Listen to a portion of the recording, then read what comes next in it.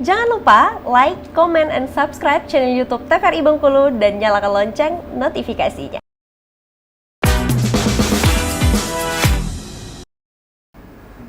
Balik lagi di Opini Obrolan Pas di sini. Pemirsa masih dengan orang yang sama dan juga tema yang sama tentunya. Nah, Mbak, di segmen 2 itu cukup oke lah ya kita. Oke lah ya. Apa tuh maksudnya? Nah, kan kita masih membahas mengenai pejabat publik yang ada di media sosial ini seperti apa dan bagaimana. Yang paling penting juga di samping tujuan yang mereka udah harus tahu, kedua adalah bagaimana kemampuan mereka untuk berkomunikasi ya Mbak ya. Ya betul. Untuk itu penting nggak sih Mbak untuk pejabat publik untuk bekal komunikasinya mungkin diperbanyak lagi? Mungkin dia perlu mengajukan proposal pelatihan ke IPSA gitu.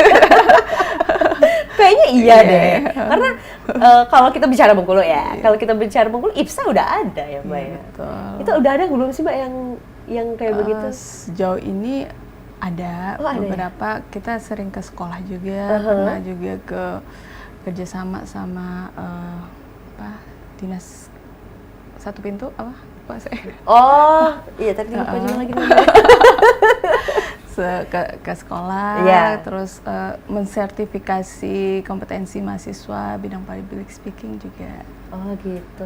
Nah kalau para pejabat publiknya ada Pak yang mampir, tapi tujuannya untuk belajar komunikasi ya? Kalau di pusat mungkin ada ya, kalau di Bengkulu belum ada sih. Belum ada. Tapi masih terbuka Mbak untuk itu? Masih tentu. Tinggal ini ya, tapi mungkin sekarang masih efisiensi nggak sih? Iya sih, cuma kan bisa lah ya kayaknya itu pribadi, karena kan untuk konten pribadi. Oh iya, jangan dong. Begitu. Jadi kalau misalnya pejabat publik nih, jadi sepenting itu ya Mbak ya untuk membekali komunikasinya, apalagi mungkin yang lulusannya nggak sarjana komunikasi, mungkin bisa ketika udah jadi pejabat publik otomatis dia dituntut untuk bisa berkomunikasi dengan baik berkomunikasi dengan baik di publik. Oke. Nah itu harus ada bekal ya Mbak ya, nggak cukup nih kalau kayak kita belajar dari YouTube cukup, kalau pejabat nggak cukup kayaknya ya. Mungkin kebutuhan mereka itu menyampaikan informasi dengan baik itu agar misalnya mispersepsi terhadap satu kebijakan itu di masyarakat tidak salah, kemudian bagaimana masyarakat itu bisa melihat atau ketika mereka diminta untuk menanggapi satu permasalahan itu, maka harus bisa menampilkan public speaking yang baik untuk menunjukkan ya personal branding pejabatnya juga, representasi pemerintahnya juga. Ketika misalnya punya pejabat yang dikit-dikit kamu ancam nadanya mengancam gitu kan, atau bahkan yang ada juga kan yang viral sampai tunjuk-tunjuk lah, kekerasan, yang sebenarnya itu bagian kemampuan komunikasinya aja, karena kemampuan komunikasi juga kemampuan bagaimana dia mengolah emosi untuk menanggapi lawan bicara juga kan. Jadi pejabat itu ya mungkin harus bisa menurunkan sedikit arogansi, walaupun dia punya kekuasaan, tapi dia dengan elegan bagaimana menyikapi masalah itu dengan komunikasi yang baik. Oke, bagaimana cara berkomunikasi dengan baik? Boleh berkunjung ke IPSA ya?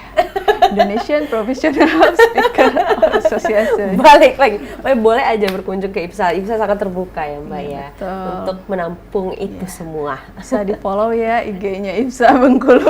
Nah tuh follow pemirsa, jadi siapapun yang mau berkonsultasi ya Mbak ya, mau belajar juga mengenai public speaking itu boleh ke IPSA. Follow aja dulu Instagramnya. Ini iklan ya? Ini iklan. Kalau iklan diminta bayar IPSA-nya. Cincai lah. Ada ya? Di belakang ya. Ada bill-nya iklannya nanti. Nah Mbak, artinya komunikasi itu kayak apa ya, sekarang itu sepenting itu ya Mbak. Sebenarnya dari dulu emang penting sih, cuman semakin kesini semakin orang juga semakin banyak yang tertarik untuk belajar, untuk tahu banyak tentang komunikasi nih Mbak.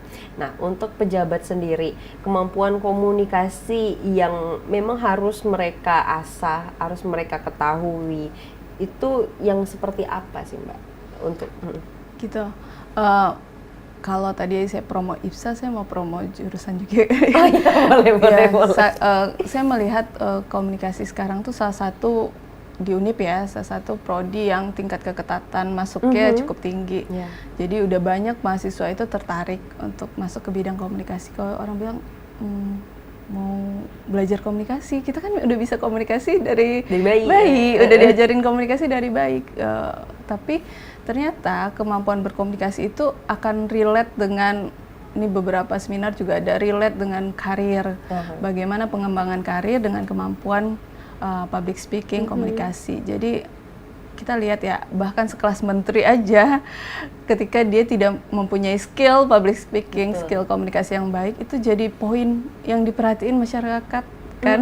Oh kok nggak bisa komunikasi ya, mungkin backgroundnya bukan dari komunikasi. Betul. Tapi ketika sudah ada di dunia pekerjaan, komunikasi itu menjadi penting juga untuk pengembangan karir, pengembangan diri ya. Walaupun mungkin orang dulu berpikirnya komunikasi ini untuk yang suka nampil aja, nampil aja di media, nampil aja. Tapi ternyata komunikasi itu diperlukan, apalagi untuk pejabat ketika mereka mau tidak mau akan sering berhadapan dengan media, apalagi dia ingin mengembangkan media sosialnya. Yang perlu disiapkan tentu kemampuan komunikasinya dulu. Kalau pejabatnya, aduh mau bikin konten, malu nih, gimana caranya gitu kan menyampaikan. Tapi beberapa kalau kita lihat di Bengkulu kayaknya mereka sudah adaptif dari masa kampanye gitu ya. Dari masa kampanye itu sudah adaptif sekali, bagaimana mungkin ini salah satu konsultan politiknya juga mengarahkan untuk berperan di media sosial itu. Ya, kalau kita lihat mulai dari kampanye tahun ini udah gembar-gembor banget di media sosial ya. Ya, kita lihatlah kepala daerah, wakil rakyat yang mau bikin konten sudah banyak di sekali media sosial. Nah, mungkin mereka juga udah ada konsultan-konsultan politiknya gitu ya Mbak ya. Mungkin juga para mahasiswanya Mbak Dion nih yang one day atau cita-citanya emang udah mau terjun ya ke ranah politik, ya belajarlah yang benar ya Mbak ya. Alhamdulillah ada juga nih lulusan kita yang sudah jabat jadi wakil rakyat. Keren ya komunikasi betul, ya. Jadi sektor komunikasi itu ya luas saat ini. Luas, bisa di pemerintahan, bisa di media, bisa kalau di pemerintahan bisa humas, di media jurnalis, sama konsultan komunikasi. Oke. Mbak Dion, aku penasaran deh, kalau di kelas ini pasti berita-berita yang happening itu pasti didiskusikan bareng biasanya. Nah, ini gimana Mbak bentuk diskusi di kelas mengenai saat-saat ini yang lagi happening, pemerintah masuk ke media sosial, itu bagaimana sih di kelas didiskusikannya seperti apa? Pemerintah masuk di media sosial itu sebenarnya happening sekarang ya, tapi ini sudah disadari agak-agak jauh dikit misalnya. Ketika wali kota Solo itu sudah sebenarnya salah satu puncak awal bagaimana mereka menyadari exposure media itu akan mempengaruhi pandangan publik. Betul. Jadi bagaimana mereka menampilkan diri yang dekat dengan rakyat, yang selalu menunjukkan saya ini adalah representasi dari rakyat, yang saya keluarkan kebijakannya adalah berkaitan dengan rakyat. Jadi itu memunculkan sosok-sosok populis ya dari politikus di Indonesia.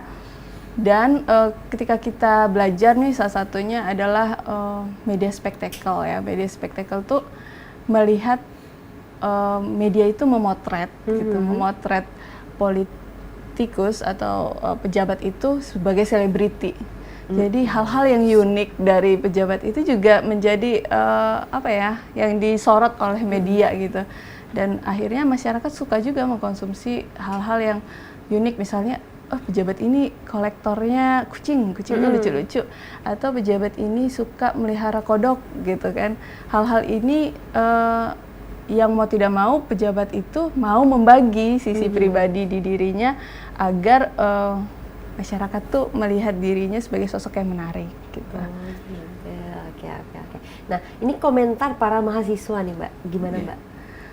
Mahasiswa itu ada juga ya, ada juga yang misalnya skeptis sama politik, nggak suka ngurusin politik misalnya gitu kan. Tapi ada juga yang misalnya tertarik karena apalagi di 2024 kemarin itu kan banyak kampanye yang disasar ke Gen Z gitu ya. Iya, ke pemilih pemula ya. Yang gemoy-gemoy gitu kan, dan itu ternyata berimplikasi juga kepada generasi muda tuh untuk melihat politik tuh bukan sesuatu yang terlalu berat, terlalu serius. Tapi politik bisa dibocil gitu ya? Iya, bisa dibocil gitu kan. Itu sebenarnya, tapi sisi negatifnya misalnya diharapkan itu ya pemuda, remaja itu selain melihat politik itu sebagai ruang yang bahagia, juga punya sisi kritis yang diharapkan di dunia akademik ya. Harapannya walaupun melihat politik itu riang gembira, tapi ada sisi kritis dari mahasiswa yang diharap tidak tumpul untuk mengkritisi kebijakan-kebijakan pemerintah. Oke, jadi diharapkan dia tetap ada pikiran kritisnya. Bahkan media sosial seharusnya lebih mengasah itu ya Mbak ya. Betul. Untuk mengasah para mahasiswa, para pelajar, para anak-anak muda untuk berpikir kritis gimana nih dengan terhadap suatu berita yang lagi happening, dikemasnya bagaimana, hasil buah pikirnya seperti apa, begitu ya Mbak ya? Iya, betul. Oke deh, nah nanti kita lanjutkan lagi Mbak, sekarang kita jeda dulu ya. Untuk pemirsa jangan kemana-mana, tetaplah bersama kami di Opini Obrolan Pas di sini.